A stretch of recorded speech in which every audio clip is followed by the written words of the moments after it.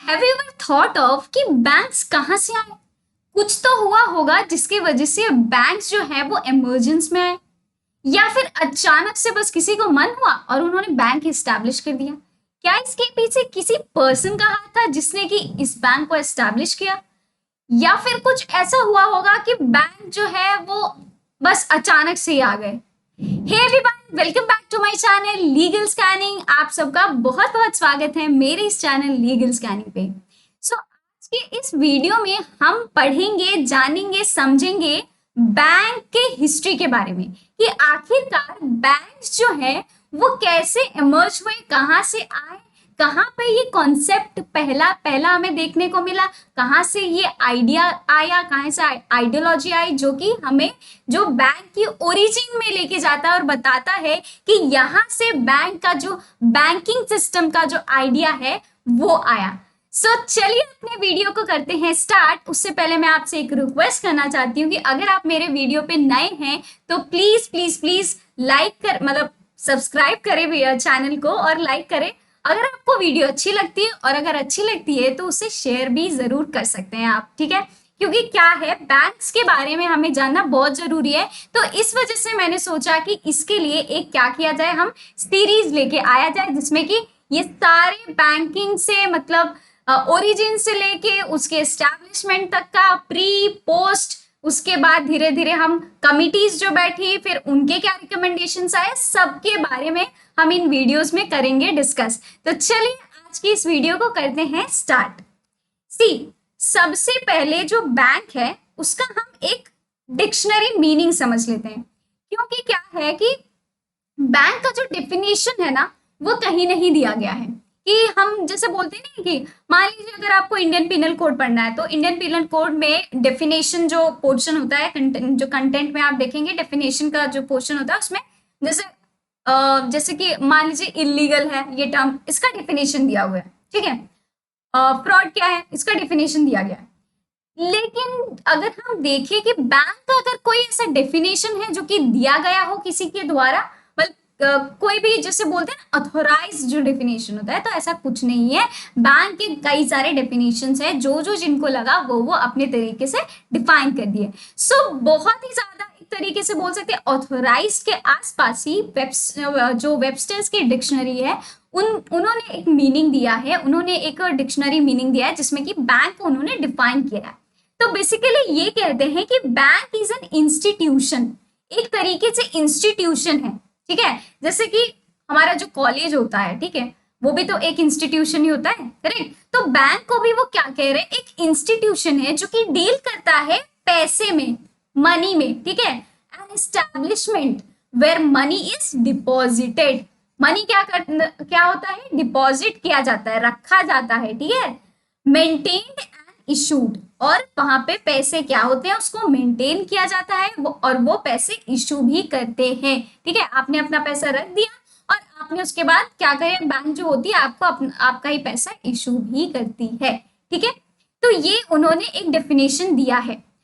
आपके तरीके से या फिर बोल सकते हैं कि आप क्या समझते हैं बैंक का मतलब, ये प्लीज आप कमेंट करके मुझे जरूर बताइए कि आपके हिसाब से बैंक होना क्या चाहिए। अगर आप कमेंट करेंगे तो इससे क्या होगा, आप ये सोचेंगे कि आखिरकार बैंक होता क्या है। भाई ये तो हमने खाली मीनिंग समझ लिया या डिफिनेशन किसी का पढ़ लिया, लेकिन क्या हमारे हिसाब से हम क्या समझते हैं कि बैंक होता क्या है?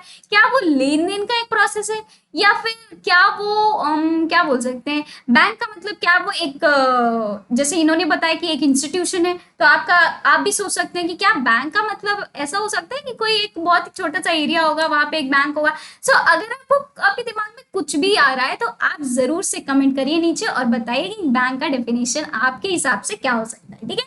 तो समझ में आ गया। यहाँ पे ये कहते हैं कि बैंक एक तरीके से इंस्टीट्यूशन है जहां पे वो डील करता है, वो इंस्टीट्यूशन पैसे में डील करता है।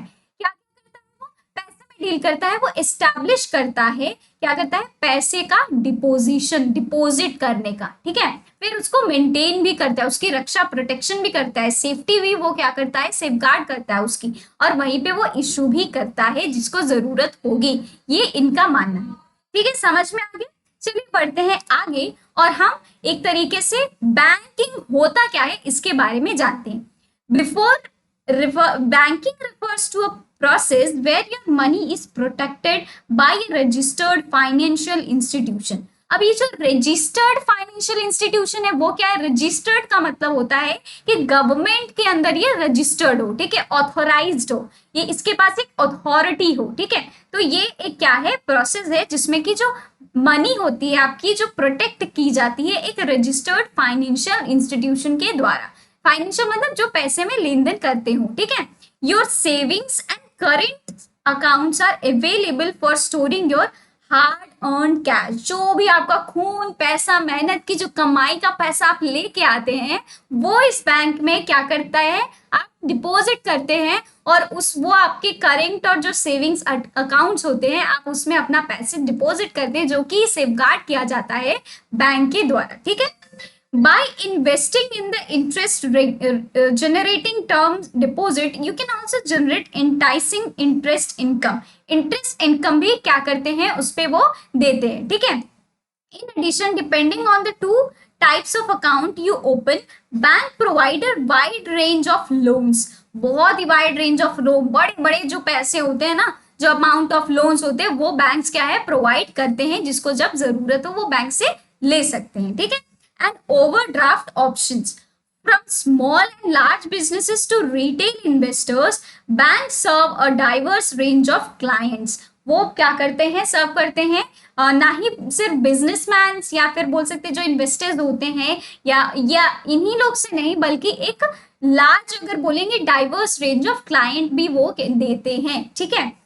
You can visit your bank branches as a customer or use mobile or internet banking to access remote banking services online. और अभी के अगर हम जनरेशन में देखें या फिर अभी प्रेजेंट सिनेरियो में देखें तो हमारे पास तो कई सारे ऑप्शंस आ गए, ठीक है। अब फोन पे आ गया, फोन पे से भी आप अपना अकाउंट एक्सेस कर सकते हैं, ठीक है। गूगल पे हो गया, कोई भी ऑनलाइन ट्रांजैक्शन आप आराम से घर बैठे बैठे कर सकते हैं और ये जो सारे ट्रांजैक्शंस होते हैं आप ही के अकाउंट से वो जुड़े होते हैं, ठीक है। तो बैंकिंग का मतलब ये होता है। आगे बात समझ में? चलिए बढ़ते हैं आगे और हम अब आते हैं हिस्ट्री में। अब तो हमने बैंक तो एक आपको छोटा मतलब मोटा मोटा आइडिया हो ही गया होगा कि बैंक क्या होता है। अब हम जाते हैं इसके हिस्ट्री में कि आखिरकार ये जो बैंक्स है आए कैसे, इसका आइडिया कहाँ से हुआ आया, मतलब जनरेट हुआ, इसका फॉर्मेशन कैसे हुआ, इन सारी चीजों के बारे में हम पढ़ेंगे। तो पहले हम हिस्ट्री में आ जाते हैं। सबसे पहले ये जो बैंकिंग का कॉन्सेप्ट था वो बेबीलोनिया, मतलब बेबीलोन जिसे हम कहते हैं या बेबीलोनियन एज यू मतलब क्या बोलते हैं प्रोनाउंस, तो आप उसको प्रोनाउंस जैसे भी कर सकते हैं। तो बेबीलोनिया में फर्स्ट ये जो कॉन्सेप्ट है बैंक का वो आया। कैसे आया? 1800 BC, can you believe it, before Christ 1800 BC से, मतलब तब से ये जो बैंक है उसका कॉन्सेप्ट आया। क्या थे? जो प्रीस्ट थे टेम्पल्स के, पहले क्या थे जो टेम्पल्स होते थे ना वो बहुत रिच होते, बहुत वेल्दी होते थे, ठीक है। तो उनके मतलब जो टैक्सेस वगैरह जो होते थे, collection of tax and donations जो इतने होते थे, इतने भारी भारी मात्रा में डोनेशंस होते थे कि वो वेल्दी हो जाते थे। आज भी अगर देखेंगे आप जो बड़े बड़े मतलब मंदिर होते हैं, जैसे कि आप मान लीजिए आप गए हैदराबाद में जो तिरुपति बालाजी है, अगर आप देखेंगे तो that temple is so luxurious और वहां पे इतने बड़े बड़े डोनेशंस होते हैं कि वो अगर चाहे ना तो आधे से क्या मतलब पूरे हैदराबाद को आराम से खिला सकते हैं, मतलब इतना उनके पास पैसा होता है। सो जो बैंक्स मतलब जो टेम्पल्स पहले होते थे ना वो बहुत ही ज्यादा रिच हुआ करते थे, ठीक है। तो जो प्रीस्ट उस टाइम के होते थे, मतलब अगर हम देखें बेबीलोनिया जो एम्पायर उस टाइम के पीरियड में देखें, जब हम्मुराबी जो थे वो वहां पे रूल जब करते थे, ठीक है। तो टेम्पल्स जो थे वहां के जो प्रीस्ट थे वो क्या करते थे? लोन देते थे। तो वहां से आप देख रहे हैं अब ये जो लोन है वो हमें बाद में पता चला, लेकिन ये जो ट्रांजैक्शन इनका होता था ये लोन के तौर पे होता था कि भैया अगर आपको किसी चीज के काम है तो आप क्या कर सकते हैं, आप लोन ले सकते हैं, आप कुछ चीज अपना यहाँ पे आके गिरवी रख सकते हैं और हम आपको पैसा दे सकते हैं, ठीक है। तो ये लोन का ट्रांजैक्शन वहां पे पहले चलता था बेबीलोन में 1800 BC में, ठीक है, during the time of Hammurabi, जब हम्मुराबी उस पीरियड में रहते थे, ठीक है। Temples became wealthy from the collection of taxes and donations. जैसे मैंने कि आपको बताया कि टैक्स और डोनेशंस के वजह से टेम्पल्स क्या थे, बहुत ही ज्यादा वेल्दी हो गए थे। The wealthy temples also help widows, orphans and the poor. ये क्या करते थे, अगर ये लोन्स पहले तो प्रोवाइड करते थे, ऑल्सो ये क्या करते थे, अगर किसी भी जैसे मान लीजिए विधवा औरत हो गई या कोई गरीब हो गया या फिर ओरफन मतलब जिनके माता पिता नहीं है, तो उन लोगों को भी ये क्या करते थे, पैसे जो थे वो प्रोवाइड करते थे, मतलब एक तरीके से हेल्प करते थे। ठीक है। 1,000 years later, the temple became so rich that the concept of banking came up as an idea. तो ये जो उनका ट्रांजैक्शन होता था, ये उनके दिमाग में तब उस टाइम जो था वो आया था। ये फिर क्या हुआ, ये एक तरीके से कॉन्सेप्ट ऑफ बैंकिंग जो है वो देखने को हमें मिला फर्स्ट कहाँ पे, बेबीलोनिया में। इसको याद रखिएगा। ठीक है। Around the time of Hammurabi in the 18th century BC, the priest allowed people to take loans. तो हम्मुराबी के टाइम में जो प्रिस्ट होते थे, जो वहां पे जो भगवान की पूजा करते थे, पंडित जिसे हम कहते हैं, ठीक है, पंडित हिंदी में, प्रिस्ट मतलब होता है जो वहां पे पॉप वगैरह अगर हम क्रिश्चियन में बोले तो, ठीक है, वही मतलब होता है सब। तो वो सब क्या करते थे, लोन जो थे वो पीपल को, मतलब वहां के लोगों को प्रोवाइड करते थे। तो वहीं से जनरेट हुआ बैंकिंग का आइडिया। आगे बात समझ में, चलिए बढ़ते हैं आगे। The development of banking spread through Europe and number of important innovations took place in the Amsterdam during the Dutch Republic in 18th century। तो ये जो था बेबीलोनिया से 1800 BC से धीरे धीरे धीरे धीरे आया, और वैसे ही वो स्प्रेड हो गया यूरोप में। और उसके बाद नंबर ऑफ इम्पोर्टेंट इनोवेशंस जो है वो हुए बैंकिंग के एरिया में during the Dutch Republic in the 16th century में, और लंदन में 17th century में इसके कई सारे बैंकिंग के इनोवेशंस देखने को मिले। At about 2000 BC of the ancient world, merchants made grain loan to farmers and traders started carrying goods between the cities within the area of Assyria and Babylonia। तो 2000 BC के करीब जो merchants होते थे, ठीक है, जो कि ट्रेड में या फिर बोल सकते हैं कि जो बिजनेस करते थे, ये क्या करते थे, ग्रेन्स जो होते हैं ना, जो जैसे मान लो कि गेहूं हो गया, ठीक है, या फिर चावल हो गया, ठीक है, कोई भी, तो ग्रेन लोन टू फार्मर्स, ये क्या करते थे, फार्मर्स को प्रोवाइड करते थे grain loans. And traders started carrying goods between cities with in the area of Assyria and Babylonia. तो ये एक ट्रांजैक्शन वहां पे चलता था, जिससे कि हम डिपिक्ट कर सकते हैं कि ये जो बैंकिंग का आइडिया आया वो फिर धीरे धीरे किस तरीके से बदलने लगा, मॉडिफाई होते होते वो इस तरीके से अब जो प्रेजेंट मॉडिफिकेशन है वो कैसा है। तो ये एक आइडिया हमें देखने को मिल रहा है। ठीक है, आगे बात समझ में, चलिए बढ़ते हैं आगे। फिर क्या हुआ, the Bank of England in the central bank of United Kingdom and the model on which the most modern central banks have been made. फिर धीरे धीरे जब ये 1800 BC से 2000 BC में किस तरीके से ट्रांजैक्शन होता था वो हुआ। उसके बाद क्या हुआ, वो एम्स्टरडैम में, लंदन में 1700 BC में हमें देखने को मिला किस तरीके से ट्रांजैक्शन होता था, बैंकिंग का कॉन्सेप्ट किस तरीके से आया। और फिर क्या हुआ, इंग्लैंड में एक एस्टैब्लिश हुआ first the Bank of England, ठीक है, जिसे कि हम central bank of United kingdoms मानते हैं। ठीक है, एंड द मॉडल जिसके की ऊपर मोस्ट सेंट्रल जो बैंक्स है वो उनके मॉडल बने हुए हैं। ठीक है, एस्टैब्लिश इन 1694 में to act as the English government's banker. English government के जो एक तरीके से ये एक्ट करने लगे, इंग्लिश जो गवर्नमेंट वहां पे एस्टैब्लिश थी उनके बैंकर। ठीक है, still one of the bankers for the government of United kingdom. अभी भी वो उतना ही इम्पॉर्टेंट है और उतना ही क्या है, जो वहां पे गवर्नमेंट है दैट इज यूनाइटेड किंगडम की, उनके लिए उतना ही जरूरत है। ठीक है, it is world's 8 bank oldest bank है। अगर दुनिया का सबसे 8वां ओल्डेस्ट जो बैंक अगर देखा जाए तो वो क्या है, ये बैंक ऑफ इंग्लैंड है। ठीक है, it was privately own by the stock holders जिसे हम कहते हैं, and it's foundation in 1694 until it was nationalized in 1946 by the Italy minister. ठीक है, और इसका हेडक्वार्टर कहाँ पे, ये लंदन में है।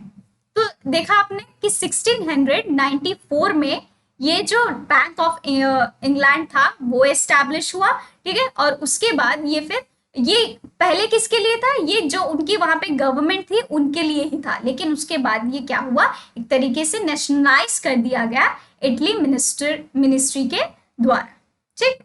ओके, चलिए बढ़ते हैं आगे। तो आज के लिए बस इतना ही, एंड हम फिर आगे बढ़ेंगे, लेकिन फिर उसके बाद हम डिस्कस करेंगे किसके बारे में, हम डिस्कस करेंगे कि आखिरकार इंडिया में कैसे बैंक का इमर्जेंस हुआ, कैसे बैंक एस्टैब्लिश हुए, इन सब के बारे में हम डिस्कस करेंगे अपनी अगली वीडियो में। पढ़ाते पढ़ाते आई थॉट कि और भी आगे है, बट अभी तक के लिए हमने इतना ही पढ़ा। हमने देखा कि जो बैंक है वो इमर्ज कहाँ से हुआ, उसका आइडिया कहाँ से जनरेट हुआ, किस तरीके से ट्रांजैक्शन होते थे, जिससे कि हमें पता चला, आइडिया एक तरीके से आया कि हाँ ये बैंकिंग का ट्रांजैक्शन है, ठीक है, जो कि हो रहा है, ठीक। आई होप कि आपको ये जो वीडियो है बहुत इंटरेस्टिंग लगी हो, समझ में भी आई हो, क्योंकि इसके बारे में कोई भी एग्जाम्स में भी पूछा जा सकता है, ठीक है, कि जो मोस्ट इंडिया मतलब 8th नेशनल, अरे 8th अगर इंटरनेशनल बैंक या फिर वर्ल्ड्स 8th इंटरनेशनल बैंक अगर देखेंगे तो वो कौन सा है, तो जैसे बैंक ऑफ इंग्लैंड हो गया, ठीक है, ये क्वेश्चन एक आ सकता है। वैसे ही आपको फर्स्ट इमरजेंस का मतलब कहाँ से आया बैंकिंग सिस्टम, ये भी पूछा जा सकता है। तो इन वीडियोस को जरूर देखें, क्योंकि बहुत ही ज्यादा ये इंपॉर्टेंट है। तो हम ऐसे ही वीडियोस लाते रहेंगे। अभी हमने हिस्ट्री पढ़ा, उसके बाद धीरे धीरे हम आगे बढ़ेंगे और जो बैंकिंग लॉ है उसको हम कंप्लीट करेंगे। Okay, thank you so much for watching this lecture. मिलते हैं अगली video, till then bye bye, take care, have a good day.